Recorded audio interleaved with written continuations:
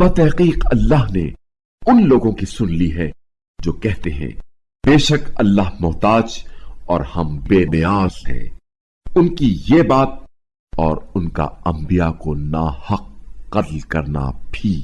ہم سب کریں گے، اور روز قیامت ہم ان سے کہیں گے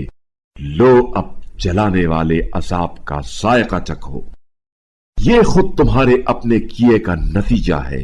اور بے شک اللہ تو اپنے بندوں پر ظلم کرنے والا نہیں ہے۔ جو لوگ کہتے ہیں ہمیں اللہ نے حکم دیا ہے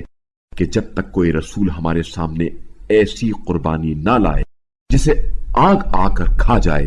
ہم اس پر ایمان نہ لائیں، کہہ دیجئے مجھ سے پہلے بھی رسول روشن دلیل کے ساتھ تمہارے پاس آئے اور جس کا تم ذکر کرتے ہو وہ بھی لائے، تو اگر تم سچے ہو تو تم لوگوں نے انہیں کیوں قتل کیا؟ اے رسول صلی اللہ علیہ وآلہ وسلم،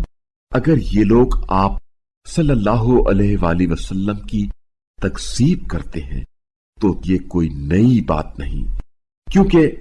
آپ صلی اللہ علیہ وآلہ وسلم سے پہلے بہت سے رسول چھٹلائے جا چکے ہیں جو معجزات، صحیفے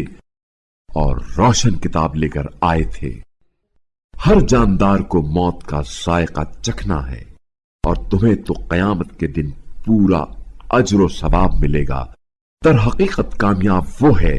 جسے آتش جہنم سے بچا کر جنت میں داخل کر دیا جائے، ورنہ دنیاوی زندگی تو صرف فریب کا سامان ہے۔ مسلمانوں، تمہیں ضرور اپنے مال و جان کی آزمائشوں کا سامنا کرنا ہوگا، اور تم ضرور اہل کتاب اور مشرکین سے دل آزاری کی باتیں کثرت سے سنو گے، اور اگر تم صبر کرو اور تقوی اختیار کرو تو یہ معاملات میں عزم راسخ کی علامت ہے۔ اور یاد کرنے کی بات ہے کہ جب اللہ نے اہل کتاب سے یہ عہد لیا تھا کہ تمہیں یہ کتاب لوگوں میں بیان کرنا ہوگی اور اسے پوشیدہ نہیں رکھنا ہوگا، لیکن انہوں نے یہ عہد پس پشت ڈال دیا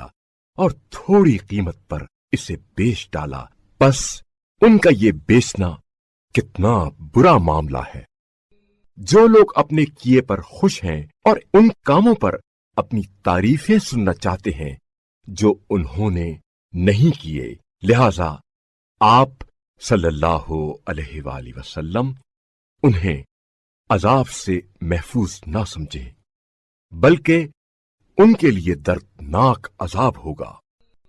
اور وہ بچ کر کہاں جائیں گے؟ زمین و آسمان اللہ کے قبضہ قدرت میں ہیں، اور اللہ ہر شے پر قادر ہے۔ بے شک آسمانوں اور زمین کے پیدا کرنے اور رات اور دن کے بدلنے میں صاحبان عقل کے لیے نشانیاں ہیں۔